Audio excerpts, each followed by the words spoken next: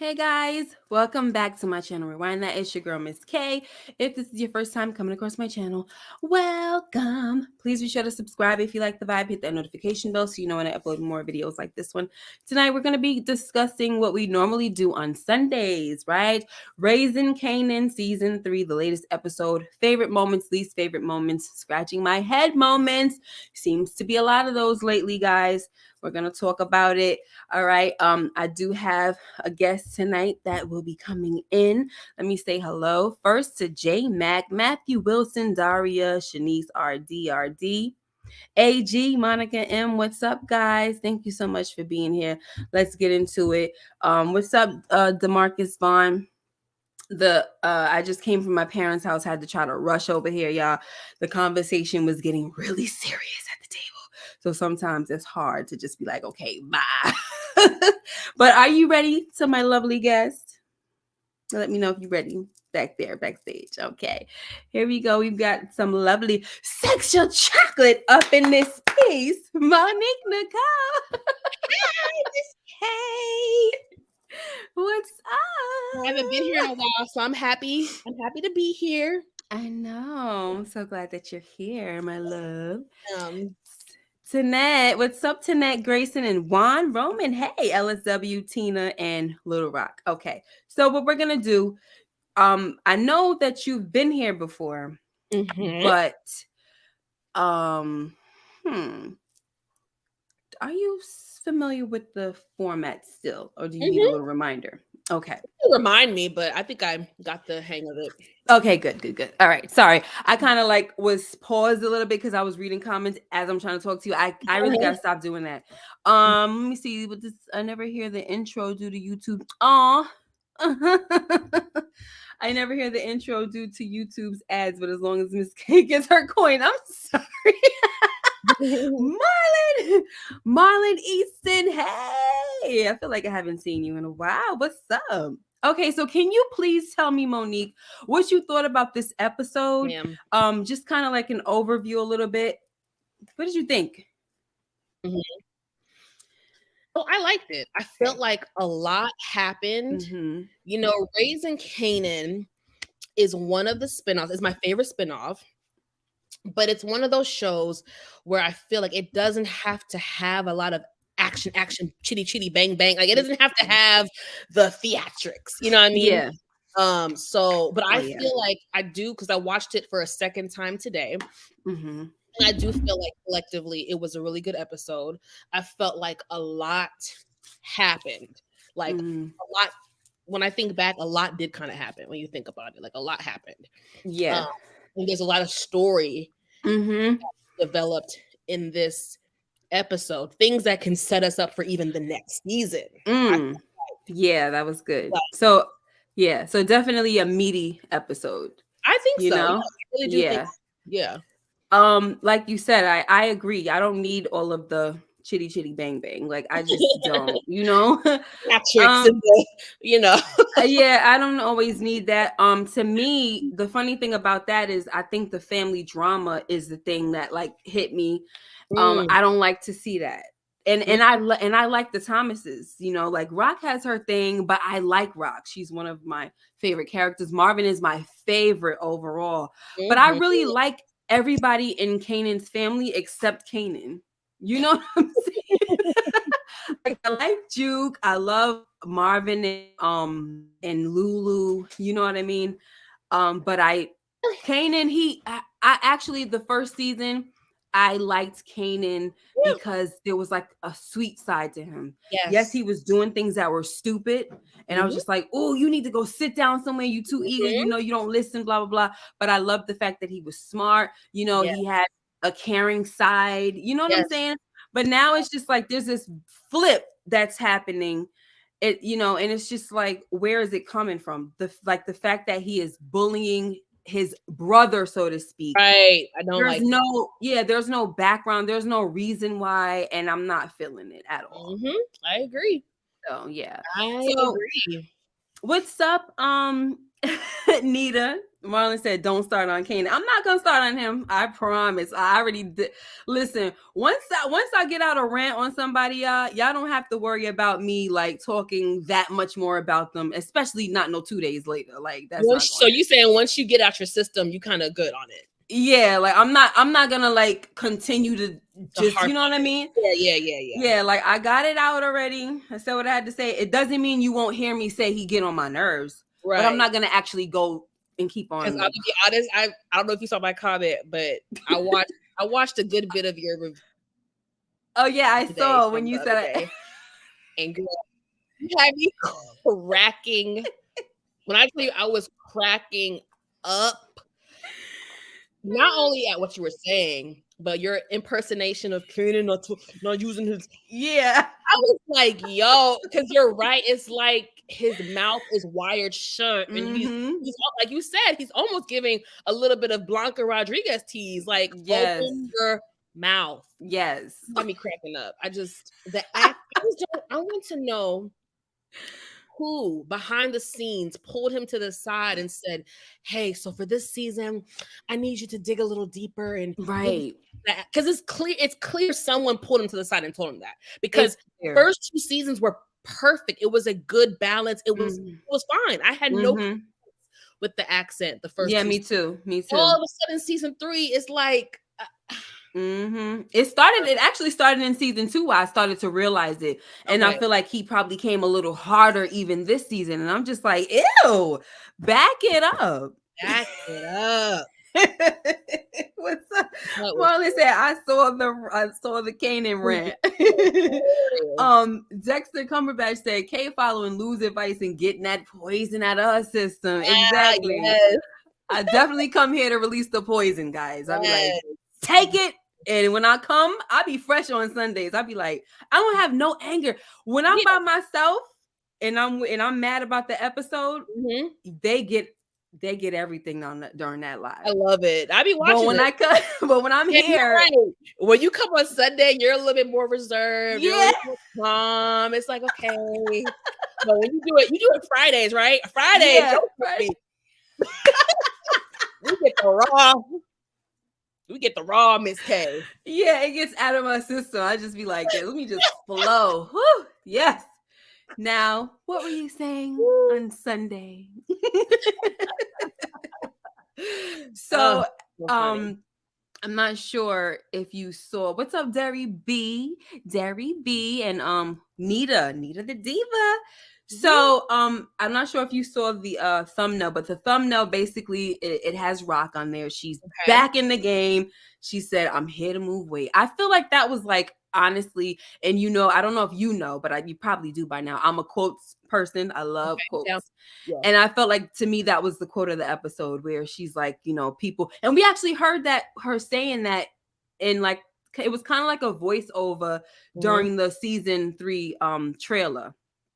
I don't know if you remember when she was, you just kind of heard her voice saying, some people are here to be doctors and lawyers. I'm here to move weight. You know what I'm saying? That's what I do. You know what I mean? And I just like it. I'm not saying that I'm here for somebody to be doing that, but we watching a show, and hey, she's right. I'm good at it. I'm good at what I do. So now my thing is, it's time to clean things up. She's getting right back into it. And it's like, as soon as she gets into it, she got to go to work. And now her brother done went and ran his freaking mouth. Oh my gosh. And so I'm just like, the fact that she's back in the game and then she has to clean up. She's always what?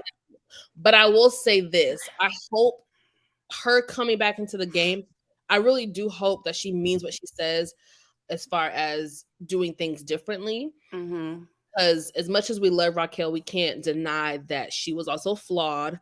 And I think her biggest mistake was how she handled the Italians. Like, I was pretty good on most of how she moved. I didn't like the setup of Neek. I didn't like that. But for the most part, I liked how she moved as far as the business goes. But with the Italians, she dropped the ball, and she knows she did, because look at the consequences that came from that. I think she handled that wrong. So I really do hope she comes back stronger and harder and really does stuff the right way. Yeah, I agree. Like, if you say you're doing it different, please do it different for real. Like, Yeah. just get that balance. Know that your family didn't like the way you was doing things, the way you was, kind of felt like you was just being a control freak. Yes. Didn't let nobody live. That's one of the reasons why your brother is mad at you right now. Always dismissing them.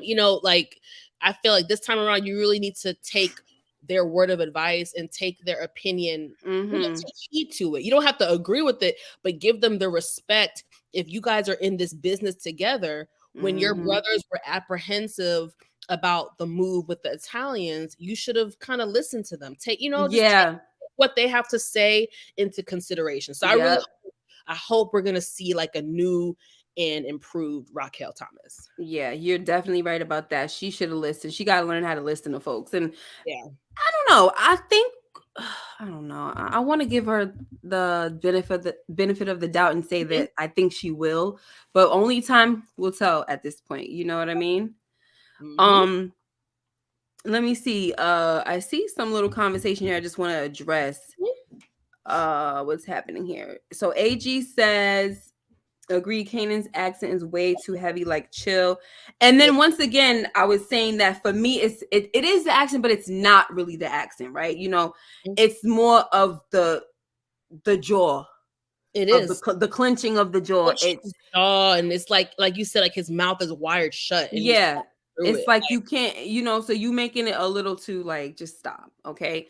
And then so someone else says, I guess they're saying the AG, Darnell Williams says, y'all don't, nobody from New York that's a real accent. I don't know what you're saying. Maybe you're saying we don't know people from New York that's a real accent. Let me tell you something, baby. New York, no New York. We know when somebody's from where we from. And those people are not from New York. The one that's from New York is Joey Badass. And you know that's a native. And what's the name is a native?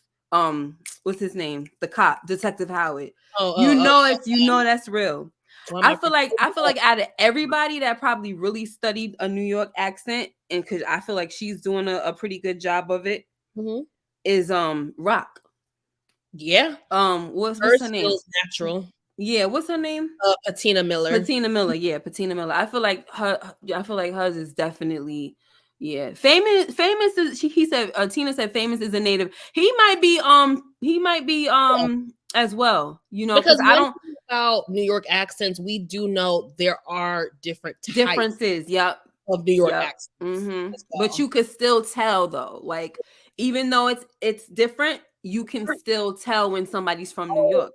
I haven't lived in New York since umpteen years, but I can always tell when I'm like, you from New York? And no matter what, I don't care if they're Puerto Rican, if they're black, even white people have a certain they have a certain accent. I can just tell. Tell. Just like the white people out here in Jersey, they have a certain type of accent. Yes, they don't talk like black, obviously. They have their own accent, their own Jersey accent, but they're white, and you can tell. Right? And then there's some black people here that they talk a certain way, but they don't have the same, but you can tell whatever, right? So if I go to New York, I know if somebody that was from New York came down here, a white person, I'll be able to tell. Me too.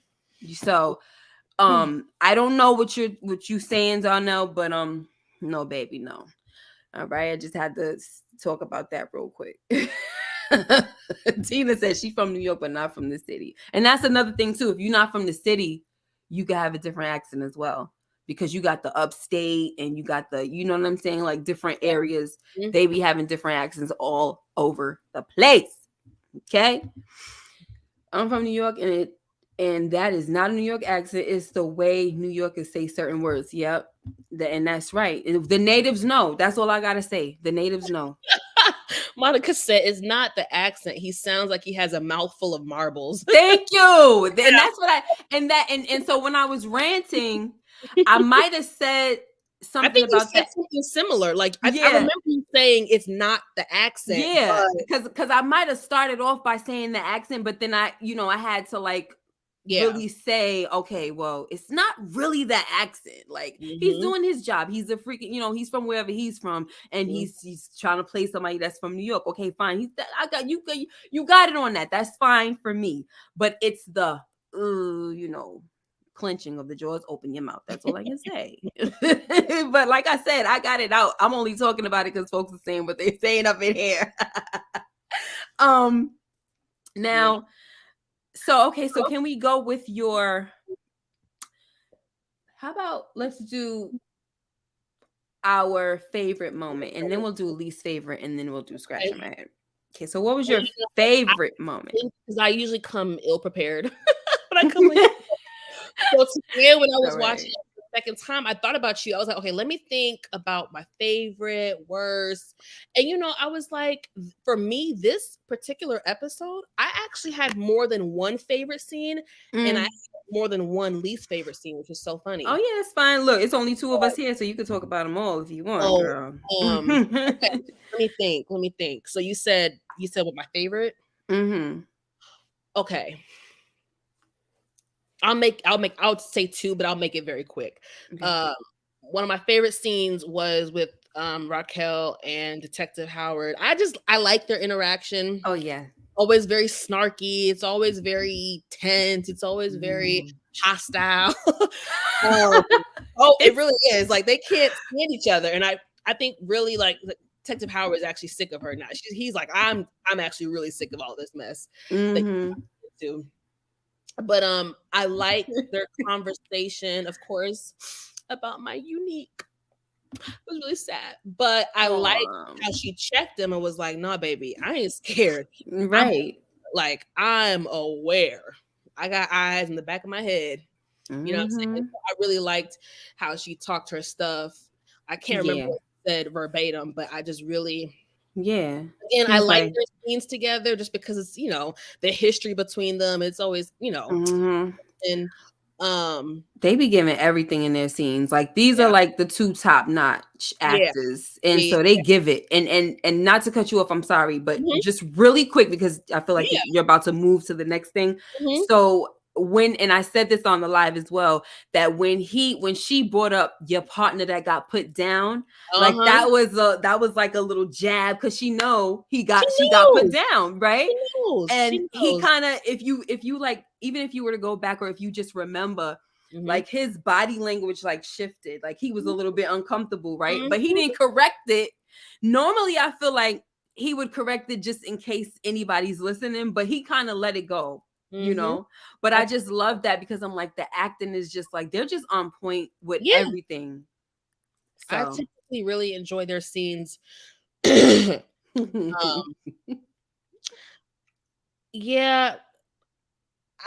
said she's not scared, but I don't know if she's scared. But I think she's aware, like she said. But I think she's I'm trying to think of a word. Not scared, but you're kind of you're cautious. Yeah. You're very cautious. And maybe a bit worried. Who knows? That's a good word. Worried. Because like Howard said, like let's not front. We talking two heavy hitters in the game, Dean and Unique gone, and in the reality of the show, we're talking within a few weeks of each other. Yeah, right? Right. It was just a few weeks apart. So that's great. Like anybody would be looking at Raquel next, like boo boo, like you better stay strapped and stay guarded because something is fishy. And I know she knows Ronnie is suspect based off of the conversation that she had with the last conversation she had with Unique. He told her Ronnie's tripping. He told her Ronnie took out Dean, and she warned him. So I mean, yeah, it's gonna get interesting as far as that. And then let me hurry up. My second favorite. No, take your time. My second favorite. I'm gonna say my second favorite scene, honestly, was the club scene because there was so much happening at the same time. There was a lot to kind of pick from, a lot of dialogue, a lot of conversation we can have about that scene alone between Jukebox cock blocking. It started out with her doing that. I see you, girl. You and your feelings, honey. You cock blocking. To Ronnie's goofy Arthur looking Michael Myers having. I can't with him. On your rants about Kanan, I have my rants about Ronnie. I've had them already. I've had about 3 different rants on 3 different channels about Ronnie, so I know everybody's sick of me talking about Ronnie. So I'm not gonna go in tonight, y'all. I'm not gonna go in, but it was a lot happening at the club. I like how Jukebox stepped to Ronnie, was not afraid of him. I love that she's fearless for such a young kid. She is fearless, and I really like that. I do like what's the couple Pops and Snap, Crackle Pop. Yeah, I call Ronnie Crackle. He the Crackle. Yeah. Snap, Crazy. Crackle Pop. I really like them. I love that. I forget the actor's name. The Wendell, is it Wendell Pierce? Wendell Pierce. Really, I love him basically in anything that he's in. I really enjoy him as an actor. Again, this was a very pivotal scene in my opinion, because I think this is setting up stuff not just for the remainder of the season, but for season 4. I could see that there's so much they could do with this story. Kanan getting up this crew of people, what? Like, and these are heavy hitters in the game. This isn't just some little corner boy stuff. Like, this is, they know his mom. Like, these are people who are up there in the game. Remember what they said a few episodes ago? People come to them to kiss the ring and bow down. And so Kanan is getting mixed up with this crew. There's so much they could do with the story. So that's why I put this one as like my favorite scene, just because all the different elements that were going on. I definitely saw that setup too for next season with the how she went into, like I called it, the 4 corners of the club and was pointing at every you know what I'm saying, every person that's in the game, thugsters as she was call it, right? I never heard thug. I mean, I heard thug, but not thug. Yeah, not thugsters. I know. That sounded so corny. I'm like, who wrote that part? No, take that out. Just take that part out. Just call them thugs. Yeah, thugsters. Let me get this super sticker from DeMarcus. Thank you so much, DeMarcus. Appreciate you. But yeah, that was hilarious. So my favorite moment was it was something small. I did like this one. And of course, I think somebody said they liked when Marvin was cheering on Juke. I loved that, but I felt like it turned sour because of how she yelled at him and stuff. So it didn't become my favorite moment anymore. But this was the moment that I really liked, when they were together and he was telling, like, he's kind of like, one thing I'm loving with Marvin is that he's starting to say what's on his mind, instead of, I think in past season we saw him internalize a lot of things. And especially him being the lone wolf, he never really would say much. We kind of saw him start to talk with Renee a little bit and say stuff like, oh, my daughter, you know, I'm having some issues with my daughter, whatever. And you know, that was uncomfortable territory for him. But now he's starting to really let things out. And I love that. And so for Juke to kind of like crap on it, it really bothered me. Because even she has to know, like, this is new territory. Yes. Dad. So it kind of irked me, but I loved how when he was telling his brother about it, Lou was like, don't ever stop. You know what I'm saying? Yeah, he was kind of bothering him at first, like, oh, you know, amateur Marvin trying to tell somebody how to do their job, you know, whatever. But then when like he see that his brother's being real, like, I'm really trying to get this, all jokes aside, I'm really trying to get this father thing together, and he respected it, and he said, you don't ever stop that. And so I loved that. But those things, they really scare me, because I feel like I don't want nothing to happen to their relationship. And then the fact that he went and did what he did, talking about Lou, I'm just like, I don't. And then you saw in the trailer, he roughed up Lulu, and he passed Lulu the gun as if he's telling Lulu, you got to handle this because you put yourself in this situation. I just feel like his response is going to be like, you just like Rock. And at this point, we don't need Lulu to think that his brother Marvin, who he now sees as someone that's been supporting him, is just like Rock. That's the last thing we need. So I'm just like, I just don't want to see I know. Because like even their relationship as brothers has grown as well and blossomed since you know, Marvin's character arc has really grown, advanced. So you know, I'm a little. You bring up some good points. I'm a little nervous to see what's gonna happen next. I don't want to see any more division. Me neither. Oh my gosh. Right. I heard it's not Thugster. I'm tired of the family deletions. Seriously. That What part. up, One Shot Gay Man? Harlem. And Kelly Renee came in. Brooklyn. Stand up. Kelly Renee says, I hope Power switches it up with book 3 and not delete people we are. I guess we care about, maybe. Yeah, we care about. Yeah. What's up, Jade W?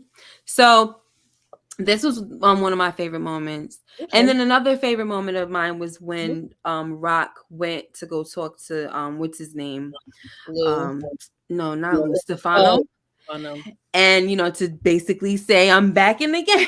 And he was trying he wasn't trying to hear it. Like, I mean, he like, I'm getting whiplash. Just whiplash. Yeah, from your comings and goings. I love Tony Dan. Listen, one thing, I got really pissed off about them taking out Unique. And I said, because of all the stuff that's going on, I was so pissed off. I said, I probably won't ever say that Raising Kanan is my favorite Power spinoff anymore. I probably won't ever say it. It don't mean that I'm not really thinking it, but I'm not saying it anymore because I lost a lot of faith in it. And so doing all of that, doing what they did to Unique, and now I'm just scared. I feel like I'm walking on eggshells with this show. Like, I just don't know what's going to happen. Yeah. Right. And I don't like that feeling because, like, I don't need y'all killing off my favorite characters. And guys, I'm not saying that I don't expect characters to die. Just let them last to the last season. You know what I'm saying? Like, especially if they're somebody that they really make the show good. Don't kill them off right now. Come on. That's a good point. I'm just like, yeah. I will say, though, I did some research and I do believe, but this is good. I do believe that Marvin and Lulu are safe this season. Okay. I can almost guarantee they are safe for season 3. Right. I mean, not that I suspected them to go anywhere. I just think season too soon. Yeah. And from the looks of it, I don't know, Miss K. They about to stretch this show out. Though honestly, can we for a second? The pace that they're going, we're about to get 12 seasons of Raising Kanan. There's gotta be a time jump at some point because there's no possible way to tell this story in completion in 5 or 6 seasons. Y'all can't do it. Not at the rate y'all going. Well, okay. So let me ask you this though before I say what I have to say. What are you expecting by the end of this? Are you thinking that it's supposed to segue into the Kanan that we knew in Power Book 1? I would assume so, but I'm wondering, like, how do I explain this? I wonder to what age they're gonna have Kanan go up to in this show, in this spinoff. Like, are we gonna see him on top running stuff? Like, how far? It just really depends on how far they're gonna go into his story. Are we going to meet a young Tommy and Ghost? I don't know. It really depends. It really depends on the good thing is they really could do a lot with this show. This show could go on for a long time, but this is not Grey's Anatomy. We're not about to have 12 seasons of Raising Kanan, so something's gonna have to give. Because we're about to embark. Season 4 will get next year, but I'm just like, at this rate. Yeah, it's pretty slow. Time jump or something, unless it's gonna be on for 10 seasons. I don't know. Yeah. So before I say what I have to say, LSW says Unique might not be gone until we get a body and funeral or his remains. I mean, I will say that the way they deleted him off, so-called, it's not Power-esque, right? We normally see the person we see them dead to where we know they're dead.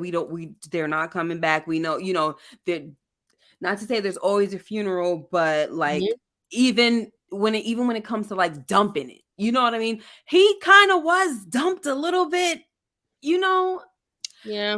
I don't know. His story is a little different. I'm gonna go with he's dead, and I'm gonna leave it at that. But I understand why people don't feel like he might be dead. I understand that. And I think his story makes way more sense than Ghost to actually come back. But they would have to spin that a certain kind of way. Like they would have to say somebody found him, you know what I mean? And he had amnesia, something. I don't freaking know. But whatever. Huh? Yeah. Yeah.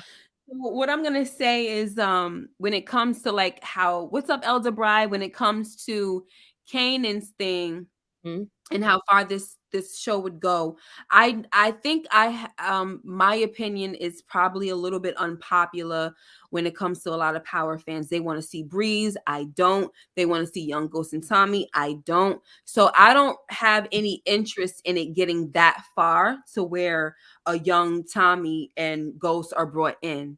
I'm not interested. Like because I'm interested in the people that are raising Kanan, not Kanan himself. Like I don't find Kanan's story that interesting.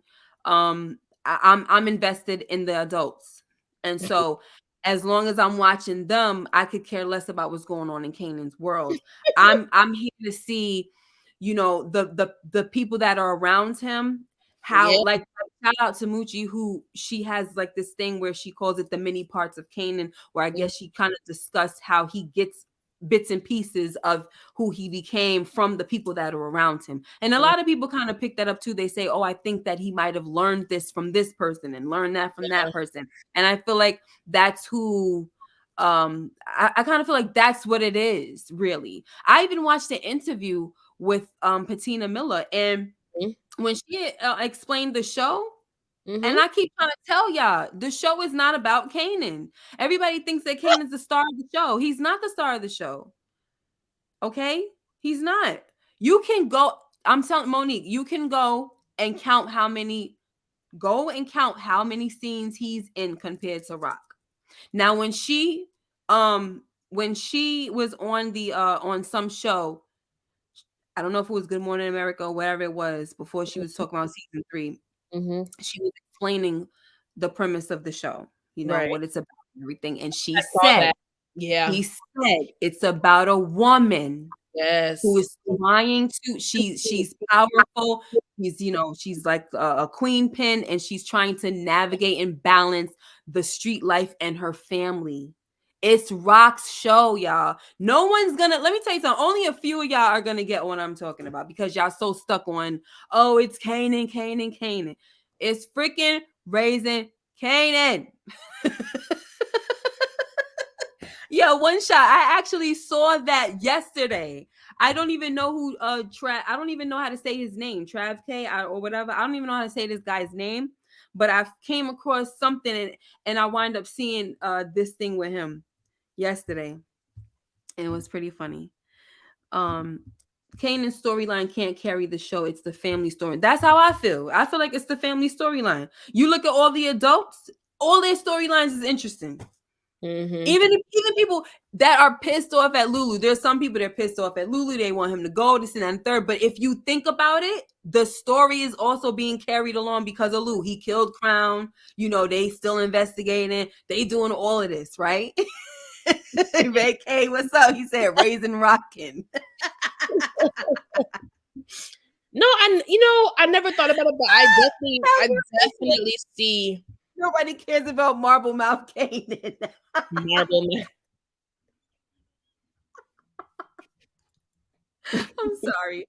Oh, One Shot must be talking about how she acted to that guy. Yeah, the guy that gave her a little heart sticker, like a little like on her body. It was thrown off by her reaction, but yeah. Hey, KJ. But you know what though? I think all that stuff that he does with them celebrities, I think that's all scripted.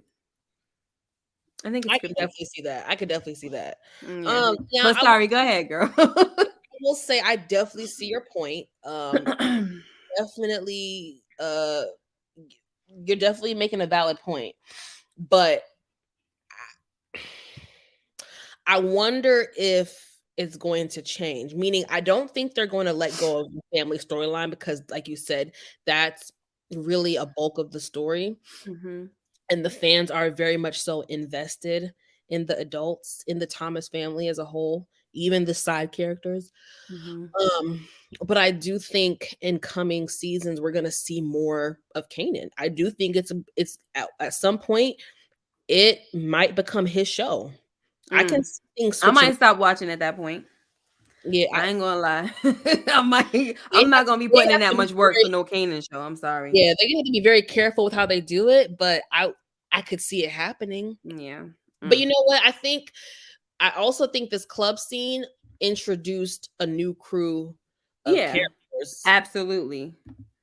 You know? Run Ronnie up out of here and let's move Yeah, on to the next folks. yeah. I'm all about that. Like you could listen, I'm the type of person, sorry, I'm over here putting stuff on. I'm the type of person that I'm cool with like the new villain in town. Yeah. As long as you get him up out of here. You know what I'm saying? Clap him up, wrap him up, and let's move into the next villain. One thing that I liked about when I used to watch, and I didn't see the last season, when I watched what is that show? Walking Dead. They always had a new threat every season. Yes. Yes. Right? Until like the latter seasons, they Mhm. started to kind of like keep like Negan kind of stayed for a long freaking time, but he became the one of them villains that you like. He had What? some Really?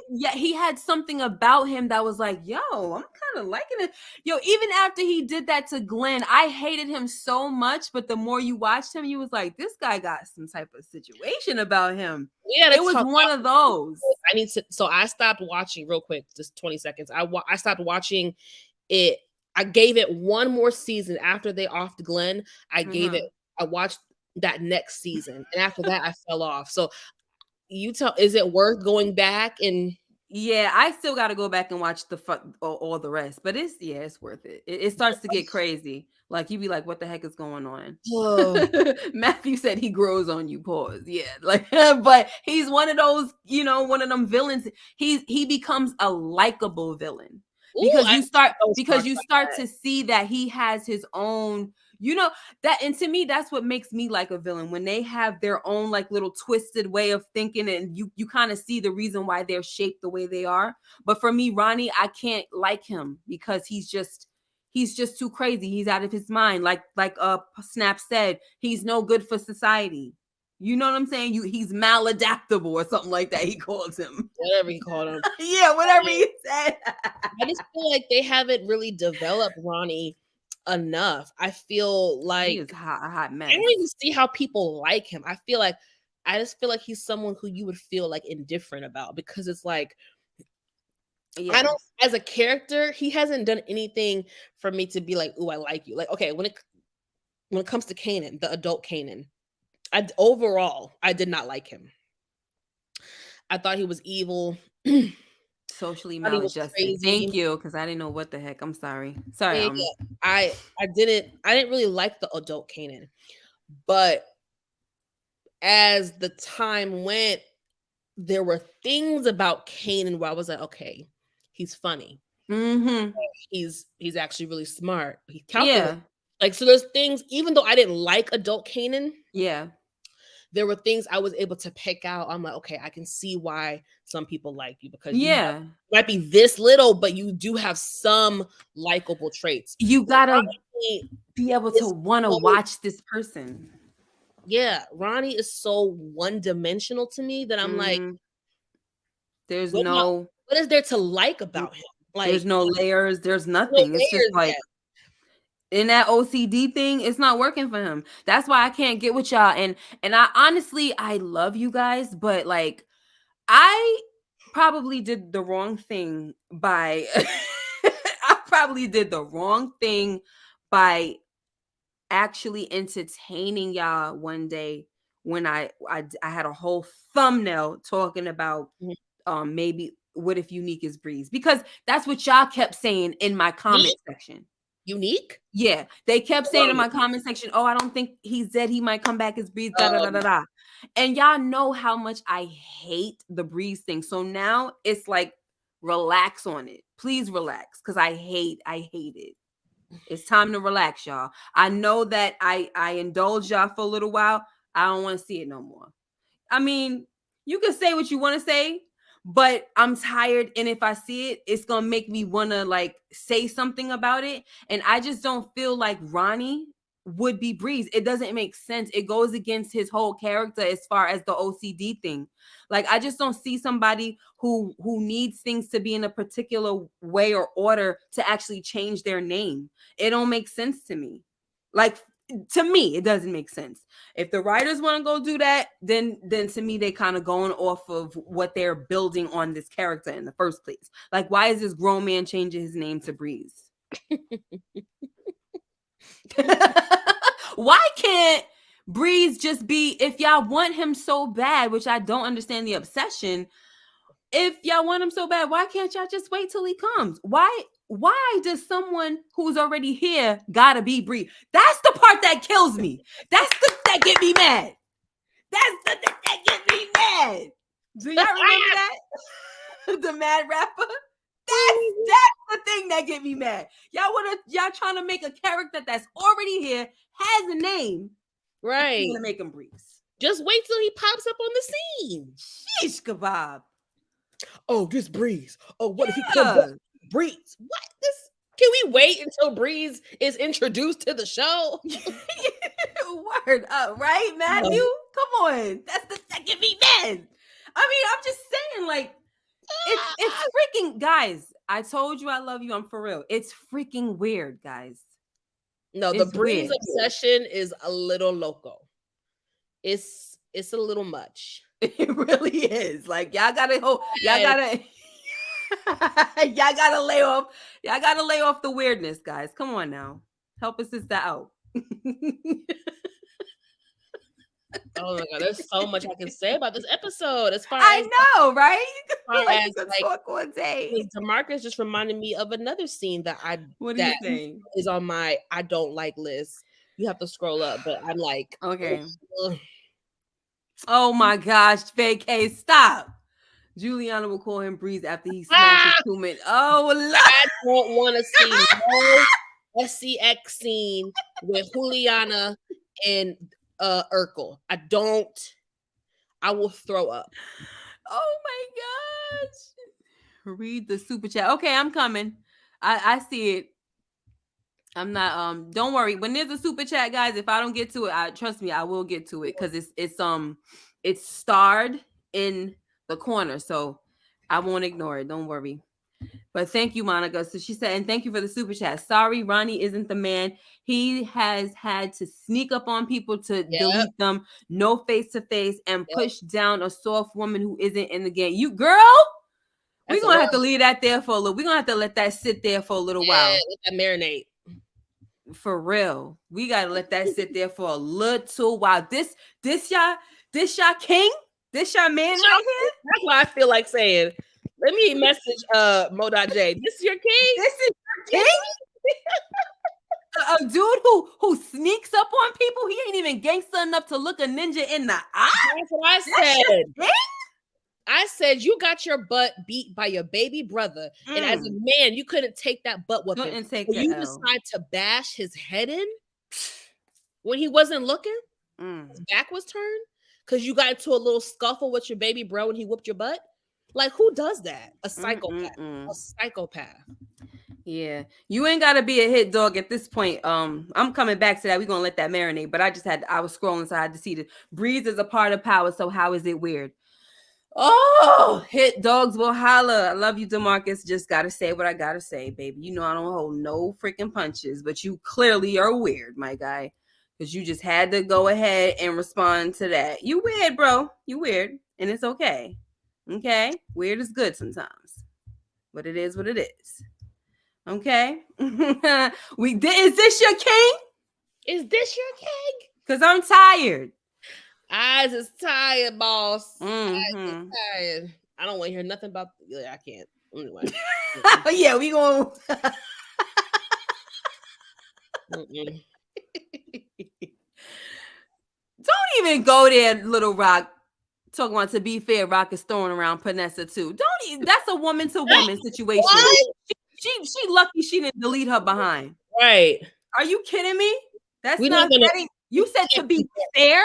To be fair? A man on a woman compared to a woman on a woman who got a gun to her face? Little Rock, I'm disappointed in you. Yeah, that's crazy. But let that marinate for a little while we talk about our least favorite moments. Okay? What's up, Lord Gaming? Y'all are crazy. Talk about it. Go ahead, girl. What was your least favorite moment? I think everybody's least favorite moment is the same, but so I'm gonna talk about something a little bit different. But go ahead, tell me what you got. I have two, and I'll make it quick. Since we're talking about Urkel, the scene, not only him pushing a woman to the ground, that was really whack. Him stealing his brother's jewelry and money. Like, how low can you get? You already, did the worst thing possible by deleting him. Yeah. And then you take his stuff, knowing that now Pernessa is a single mother. No support from him. They have a child. You couldn't leave. You just took all his stuff and then you shoved her on the ground. So that really... Yeah. Matthew said, expound, girl. Don't make it quick. That's right. Don't make it quick, girl. It's just you and me. Yeah, so that just really... me and you. Don't worry about it. Yes. Go ahead, girl. So I did not like when Michael Myers did that. I did not like it. It really, really, really aggravated me. And then another scene that really, really, tell him why you mad, girl. To my core was your favorite character, Kanan. I'm about to say, what kind of beef you got with Marvin? Wow. Let's get on Kanan real quick, baby, because I ain't talked about Kanan in a minute. Let me adjust myself. All right. Well, I'm about to take down Monica's super chat. Thank you so much. I just had to let it marinate. Because folks got to understand who they love over here. Okay. Go ahead, boo. When talk about it. Kanan sat up there with them folks and let them talk cash money-ish about his mother. Oh, I'm frozen. Lord Jesus. Oh, it's okay. And didn't even blink an eye. Actually looked like he was in agreement with them. Like he liked it. Oh, he liked it. I'm like to hear. It was a weird look he gave. It was a really weird look. Like he agreed. He was like, "Oh yeah, all right, I can rock with y'all. Yeah. F-rock." Like we all know. We all have family. We all have friends. We know how family can be. We all know how family drama can be. We all know the rules and the codes of family. I can vent. I can name call. I can say whatever I want about my relative out of anger, out of frustration, what have you. Yep. An outsider. Oh, you can't talk about my blood like that. As a juke. Outsider. Right. So that scene was very telling. And I was okay, he's really with his mom. Like that to me, it's the ultimate sign of disrespect, is like you allowing someone to talk ill about your relative like that, especially your mother. You had two people say, and you over there cheesing with a smirk on your face. I was like, oh, Kanan's gone now. Like he's really done with his mom. And don't get me wrong, y'all. Rock deserves a lot of smoke because she's done a lot of wrong things. Don't get it twisted. She is no angel. Yeah. He straight violated with the whole bang bang in the book bag. She violated. But still. Yeah, it's true. And you're right. Like you could be mad at whoever, family member, this and that, but no, don't. Just like how Juke was just finished being pissed off at her father. Yep. And she was even talking about him saying, my dad's never been right about nothing. As soon as Crystal came in, your daddy's the dang fool, this and that. Don't talk about my father because you about to get these hands. Okay? Like, don't talk about my family. She didn't say father, but she said family. But still, like, you don't do that. And I'm sorry, I've even seen not episodes, just on different shows where people really despise their family members, but you can't disrespect and say nothing about them. You just can't. Like, I mean, I've seen, well, you don't watch that, but I mean, I hate to talk about different shows, but I don't care. Like, there was a show that, like, Game of Thrones, y'all know I love that show. There was a time when they were laughing at Tyrion, and he can't stand his son Tyrion, but there was people that was laughing at him. He turned around and gave them the cold death stare. You know why? Because it was about him and his name. Like, how dare you laugh at a Lannister? And so even with that, Kanan can't even be like, how dare you just disrespect me right now? Even if I don't care about my mother, you want me saying F my mom's in my face? Yeah, that's crazy. That's wild. That was a little like, what? But you know what it gave me? It gave me like his attitude of how everything switched over. You see, he wasn't with it. He had plans to stay by himself. As soon as they said F Rock, it was more like, oh, okay, I think I might be able to do something here. Because he also thought that they was messing with him off the strength of his mom, this and that. But they like, F Rock, this ain't about her. It reminded me of how it was in Power, where his whole thing was, I'm gonna get back at Ghost by getting at his son. And as soon as Tariq said, I hate my dad, that changed the whole trajectory of that dynamic. It sure did. All of a sudden, he likes this little, oh, I like this kid. I might be able to do something else with him instead. And I just thought that was so crazy because now, normally we don't see the flip side. We always see like stuff that's, what am I trying to say? Like, we never see something that they did when they were as a kid that they did as an adult. We mostly see like how grown Kanan handled Tariq because of how he was handled, or people would always say, now you see why Kanan loved Tariq so much, because he was always lied to and Tariq always wanted the truth as well. So you kind of see that, but you don't really see the reverse side of it. So that was one thing I noticed, like, okay, that was all right, whatever. But okay. You gotta do something for me, Miss K, at least once before we end this video. My gosh, please. You have to do an impersonation of Kanan. Please. I gotta hear it just once. No, please do it for me. I just knew it was going to happen. Like, and the thing about it has to be, natural. Because when I'm like on the spot, I feel like I just don't deliver. That's me too. When people ask me to do something on the spot, I like freeze. I'm like, I'm like, I can't. So I need it. And I was gonna do it too because it was flowing, right? Well, think about okay, let me set it up for you. Think about the conversation he had with Rock before the social worker came. That was your plan? That's what you did to your son?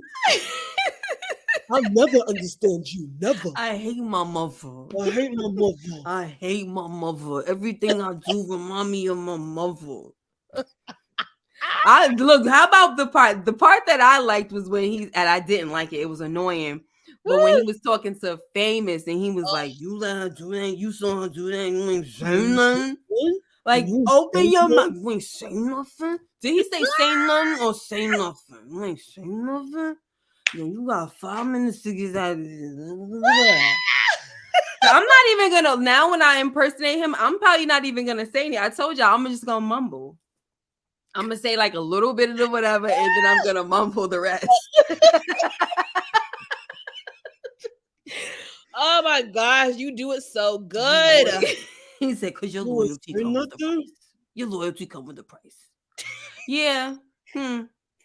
Loyalty come with a price. Oh my God. Marlon, you know it. Every time Marlon's in the building and I do an impersonation, he always says it. There you go. I definitely missed you because he will always show up during the wire. Oh my goodness. You Woo. think we good now? You think we good now? Oh, we. Jeez. I'm gonna talk about my least. gosh, why can't I do it that good? I be trying. I didn't think it's that good, but thank you. You know, it's just annoying that he, you know, is talking. It's so funny. That's it. Oh you my know, please hit lamb. the like button. We good now? Dick.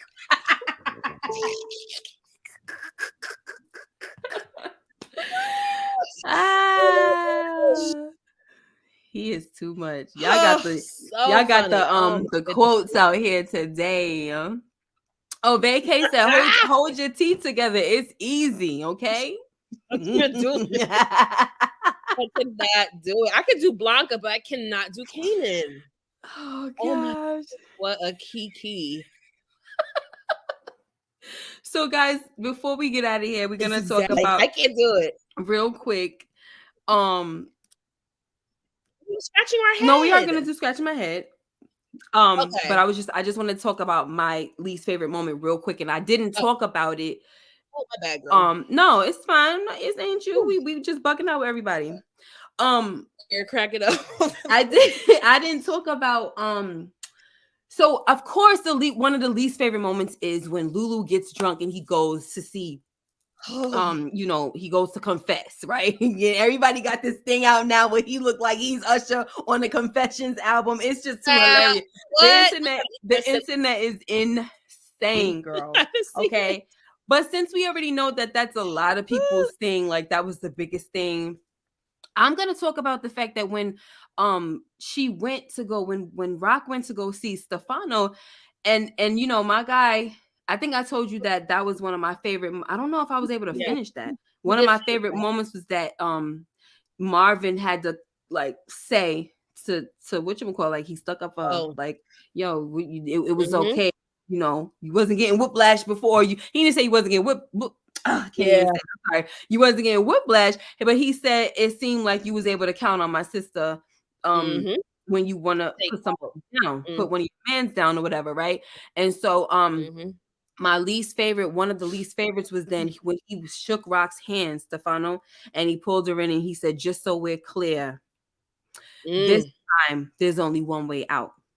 And so for me, I don't like that. That's very threatening. And also, who the heck are you to say that? She didn't join in no blood oath. She didn't just join the mob with you.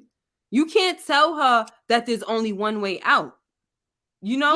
Yeah. Like that's y'all mob thing over there. That's y'all codes. She's not a part of that. So how you gonna tell her just so we're clear? She could leave if she wants. That's what did what's his name? So glad you said that. Name again?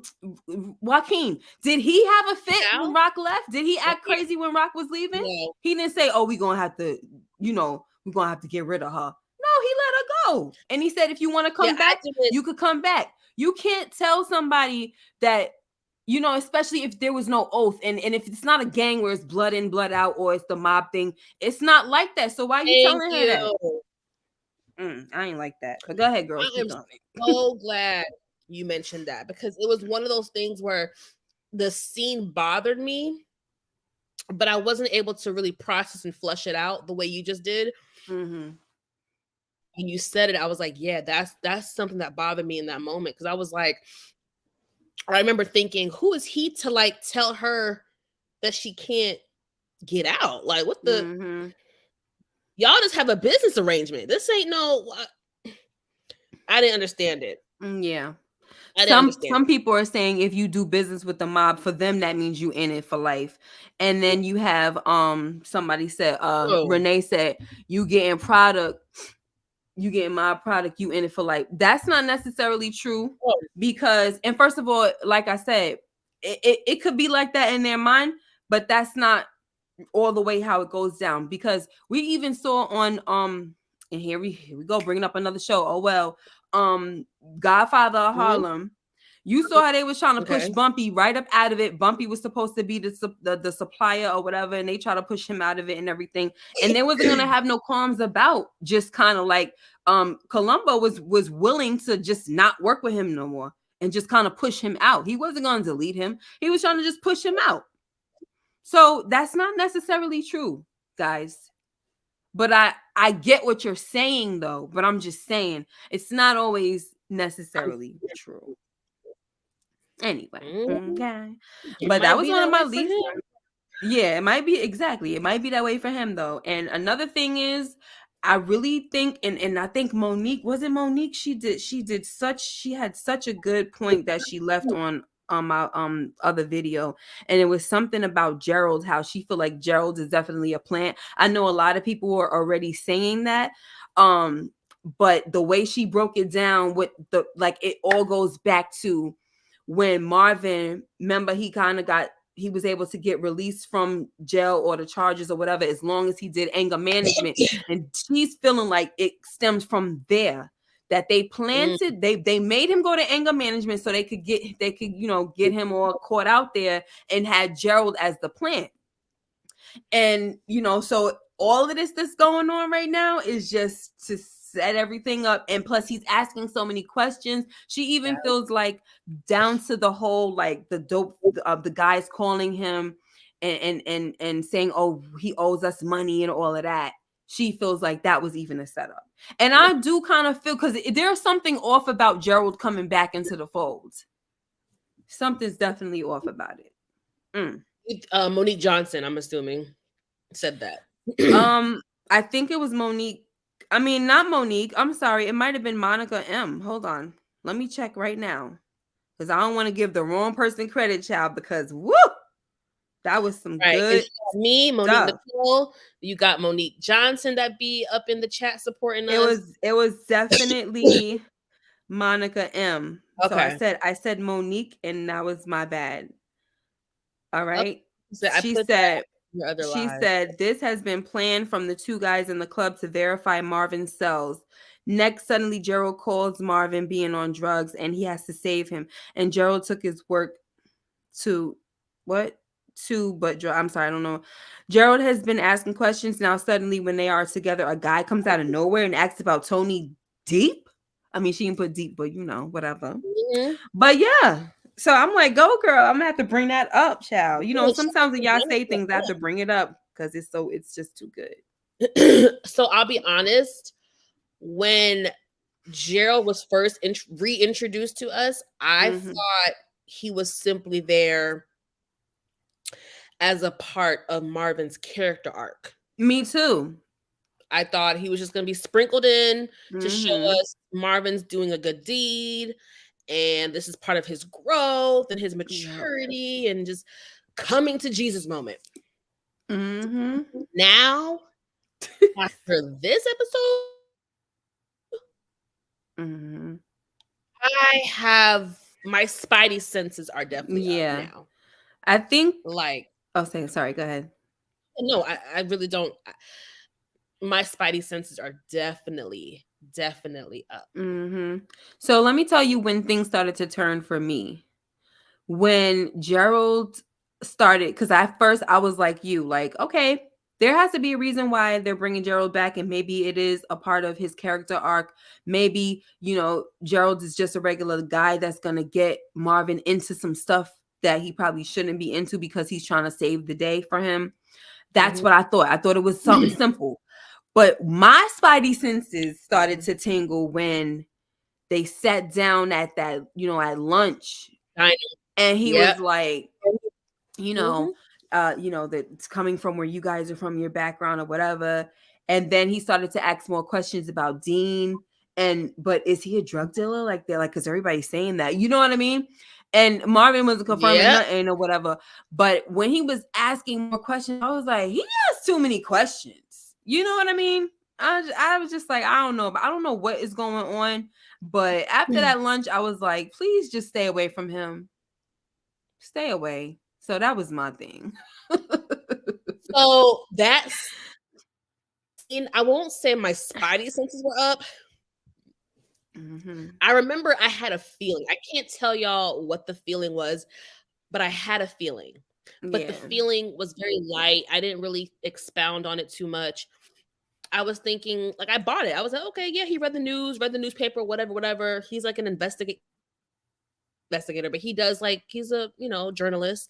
And so he's asking questions. He just kind of mentioned it. I can't remember how he just mentioned it, but it just came up. So I don't know. But now looking back, I'm like, And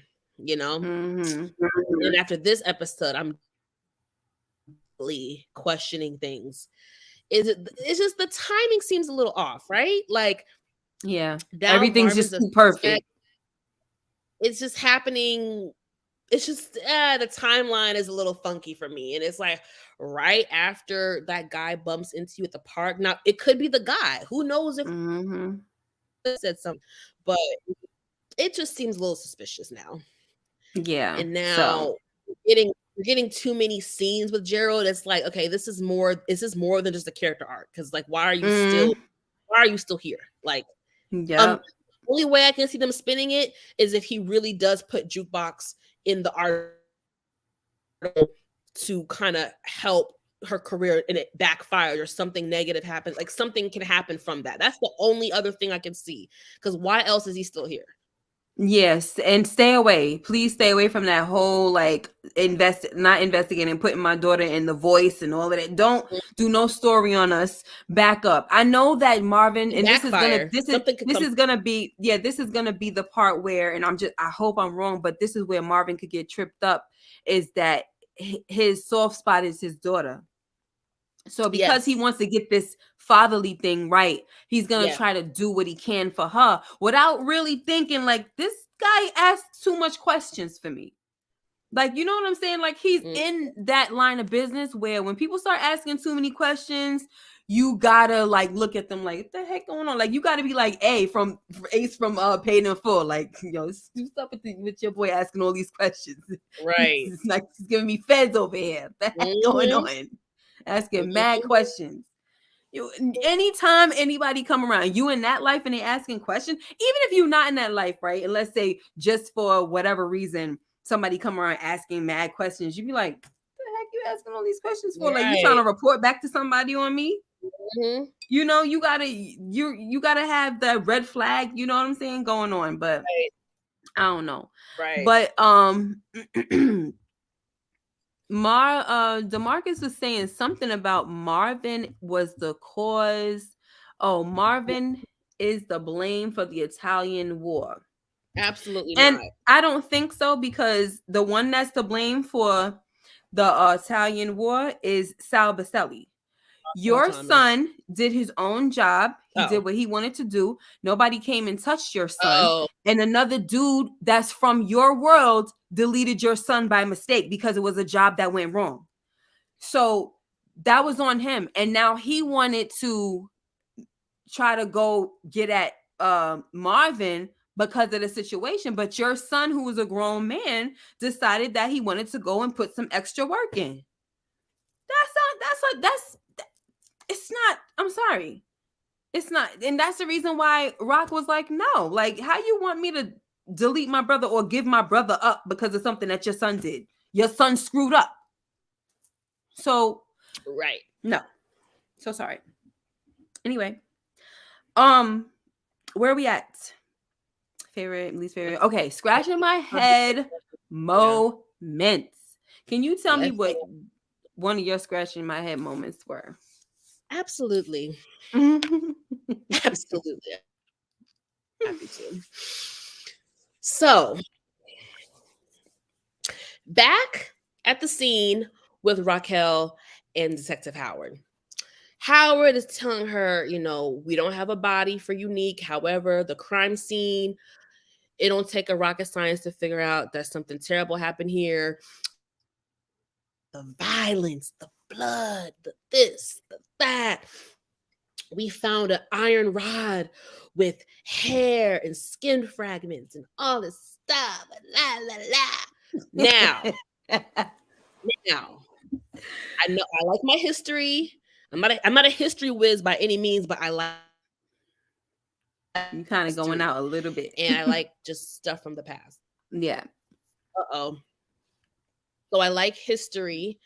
Not that I'm a whiz at it, but if I'm going back in my memory bank, okay, this is 92. I don't know. I'm going to give them a little bit of grace. My scratching my head moment was if you found blood, if you found hair fragments and skin fragments, there's no DNA. Y'all couldn't dust for fingerprints and things like that. He left the weapon at the scene. But in 92, I don't think DNA was as prominently used in the criminal investigative world, because I remember when it came to the O.J. Simpson trial, people were like as far as like investigators and stuff, like, oh my God, there's all this DNA, da da da da da da. The prosecution team was like, there's all this DNA, like, hello. I remember people were saying DNA wasn't what it was today. Like, it wasn't being used as the end all be all in cases. So in 92, I don't really know how prominent DNA was and how it was being used. But my today's brain was like, WTF? Like, what are y'all talking? Like, all the heck going on? All this blood, all this stuff. This idiot left the actual weapon at the crime scene. Y'all can't track to figure out.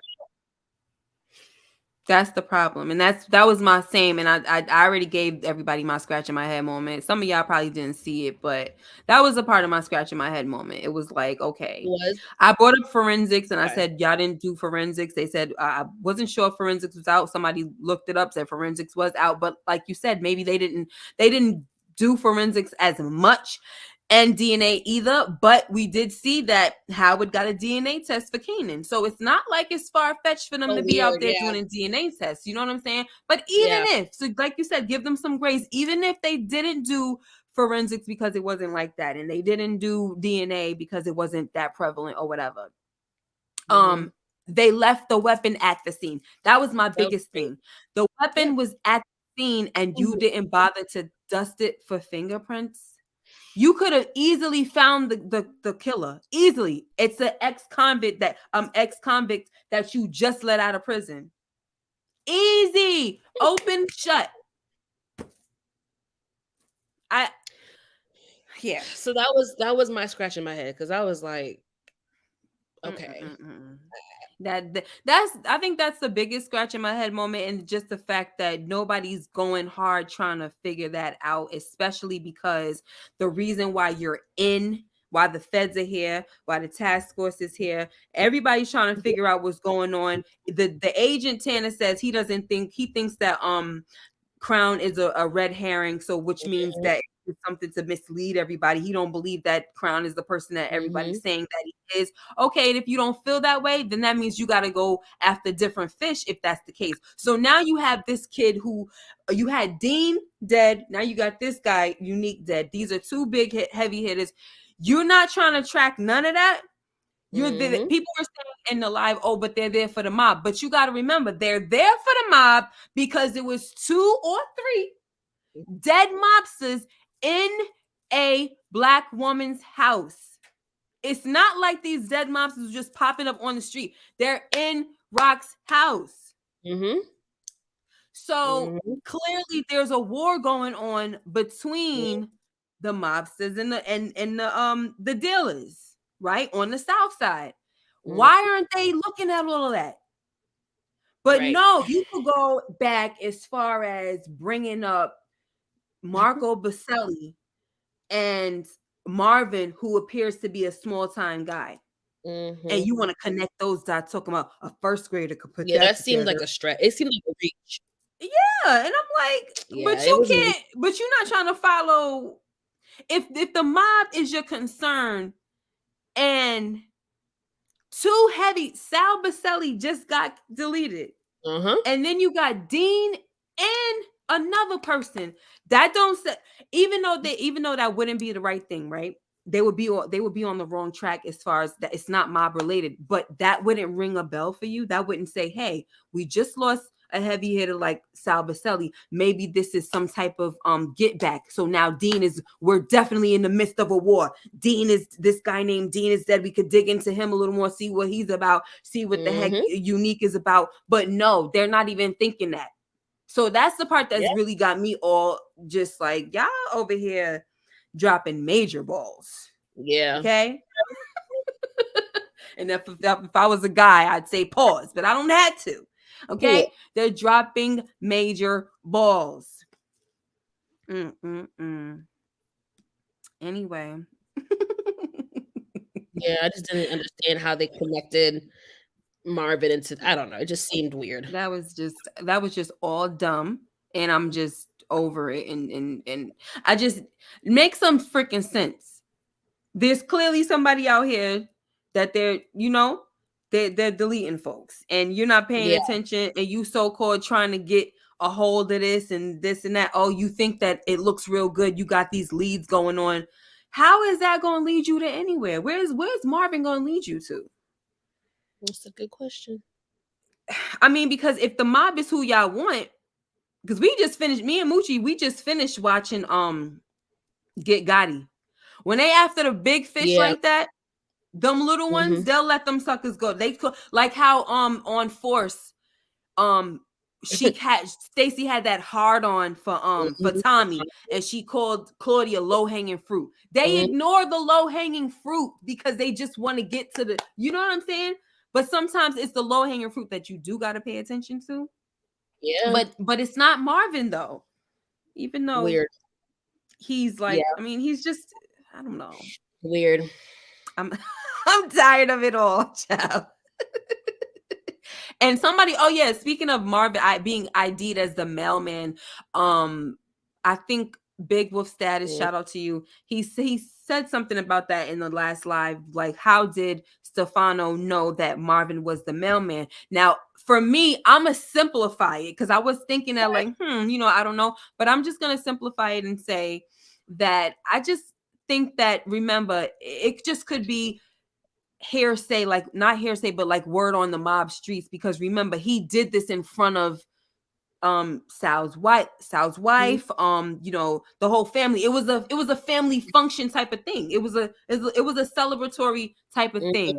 So it's easy to say, look, I don't know what happened, I don't know who it was. All I know, it was a postman that came and blew his freaking brains out. You know what I'm saying? So we could reduce it down to something simple as that, but it could be more. It could be that maybe, somebody's on the inside and knew a little something. Who knows? But I'm going to reduce it to something as small as that. But we'll see. I don't know. We'll see. Yeah. So do you have any last words before we get up out of here? Last words. I definitely think episode 7 is going to be a good one. There's a lot going on. I'm very interested to figure out how Rock is going to clean up the mess that Lulu made. There's a lot going on because now the feds are onto Marvin, and then Scrap's mom went to the police station. So the Thomas family is now officially going to be on the feds' radar. Officially. Officially. So this is going to be really, really interesting. Yeah.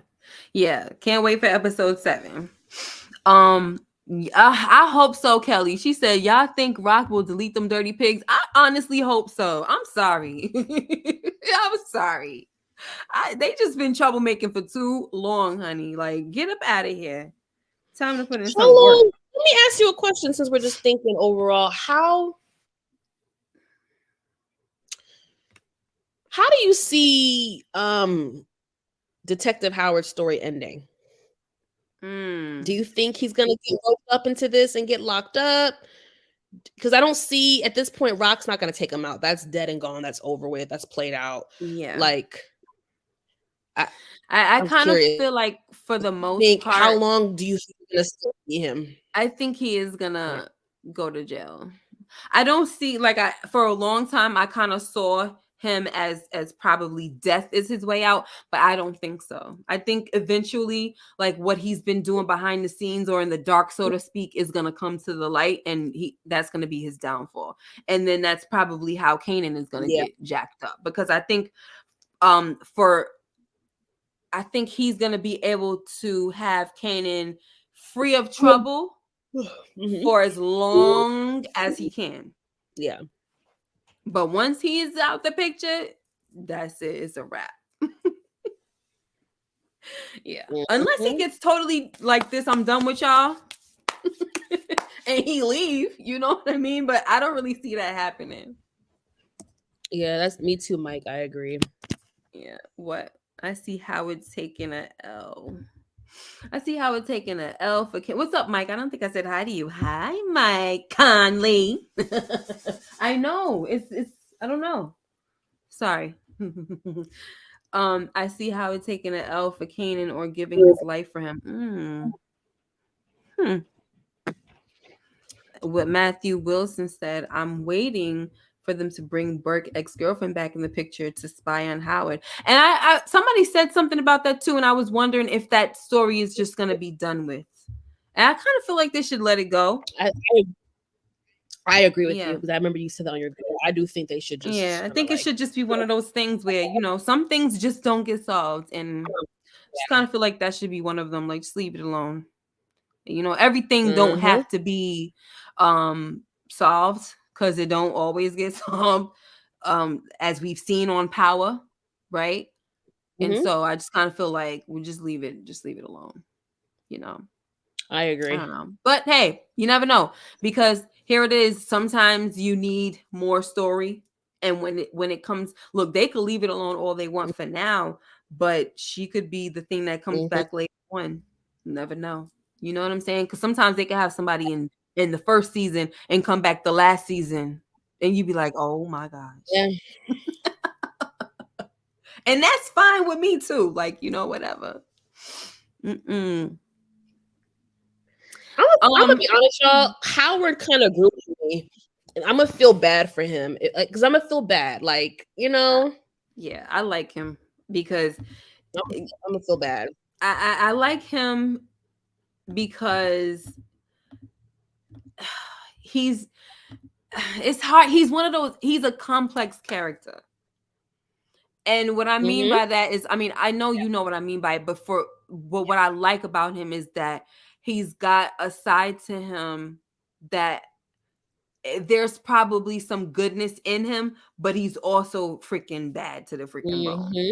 You know what I mean? But there's also now, before where he was kind of crooked, now he got things he got something even deeper driving him to do these crooked things. You know what I'm saying? Yes. It's his son that's keeping him. Like the fact that he's trying to go to narcotics now. The Captain Baptiste told him, man, I don't know if you want to go that route. That job will push you into every daggone thing. And that's exactly what Howard wants. He needs a job that's going to keep him in the know. Yeah, get me all over here, because I can't get nothing out of these feds. He ain't saying that to his captain, but that's what he's thinking. Because you see him keep trying to ask questions. And it ain't because he's trying to get intel. It's not happening. Yep. So, but I do like him. And I think it's especially because I like Mike Epps. I mean Omar Epps. I do like Mike Epps too, but Omar Epps. And he's not really giving me he's not giving me that hate energy where I'm like, ooh, I can't stand you. Ooh, get off my screen. He's not doing that. Same. So I'm cool with it. Same. Howard was on his Dean and he fell off with Burke deletion. Elder Bryce say he dirty as a mug. He sure he is. But you know why I like him too? Is because he's dirty, but he seems like he has a conscience. You know what I mean? Like, for me, in this world, the Power Universe world, we have to expect the characters to do some dirty things. But when they have feelings about it, like a little bit of conviction, that's the thing that makes me gravitate towards them. Like, oh, you're not a complete monster. You know what I'm saying?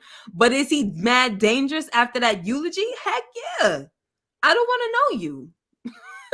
You're a dangerous man and a liar. So please. And it's crazy that he got to this point, because when we think about the start, oh, you're and wait, say that Can again. You hear me? Out a little bit. Can you hear me now? Yeah. Am I good now? Go ahead. Okay. Yeah. He started out kind of like, I don't want to say innocent, but he really started out as a guy who did his job, Raquel the heads up on certain things, you know, like making his little dirty money on the side. Yeah, and then he then he found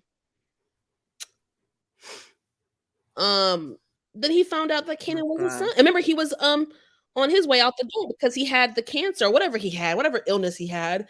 Remember, he was about to be on his way to glory. Yeah. So, and then he found out Kanan was his child, and that really changed things, you know, and it's just like, and then he, you know, Raquel set him up to get hurt by Kanan. You know, it's just like everything for him kind of snowballed really quick. And then he's in this position where he's knee deep in some crap, and it's like, you know, I don't know. I don't know. I kind of have a soft spot. I remember in the first, did we find out in last season? We found out last season, right? That he was the father, or the first season? It was the first season, I think, right? I forgot. Whichever season it was, right? Yeah, it was. He was staring at this picture of Kanan after he found out that he was his son.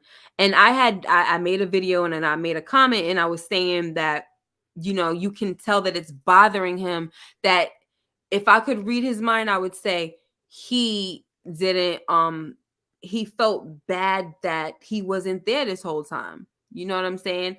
And people were coming at me like, he don't feel bad that he wasn't there. He just want that kidney or whatever it was. He just want that transplant. And I'm so glad that this is what I'm talking about, though, what I have to deal with some people.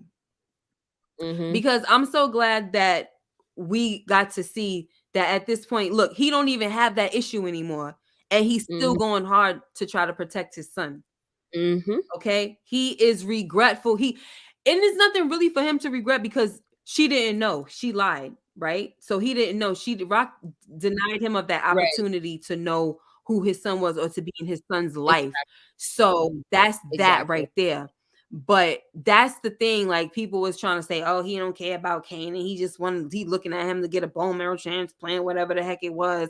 And I was just like, man, that's how y'all know y'all some surface mofos, because y'all not even trying to understand the whole net. That's the reason why a lot of people like books, especially because books are more descriptive. But when it comes to what you see on the screen, you got to try your best to read the body language, or what you see that the character is trying to convey. You know what I'm saying? But learn how to do that, because I don't need folks coming at me just because you don't know how to read a character's body language. And I'm not coming at none of y'all up in here. I'm talking about people that because somehow, you know, in this power stuff, you'll get a lot of stragglers coming in just because they want to see what you're talking about, and then they drop their little hate mail and keep it moving.